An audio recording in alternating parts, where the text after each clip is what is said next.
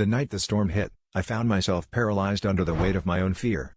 My whole world had crumbled in an instant, my home turned to ruins, and I felt utterly powerless. As I stood there, drenched and trembling, I realized that running away from the chaos wasn't an option anymore. It was time to face my fears head-on, to confront the vulnerability that had always held me back. In the weeks that followed, I threw myself into the daunting task of rebuilding.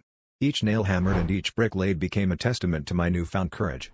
The community rallied behind me, their support a constant reminder that I wasn't alone in this fight. I learned to ask for help, to admit when I felt overwhelmed, and in doing so, discovered that true strength lies in our willingness to be vulnerable. There were moments when the weight of it all seemed unbearable, when the scars of my past felt too deep to heal. But every time I stumbled, I found a hand reaching out to lift me up.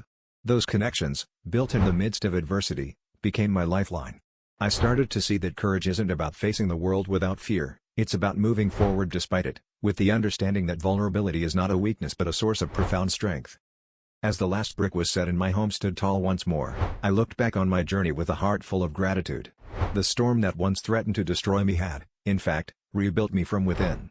I learned that embracing vulnerability doesn't diminish courage, it magnifies it, creating a life richer in connection and purpose.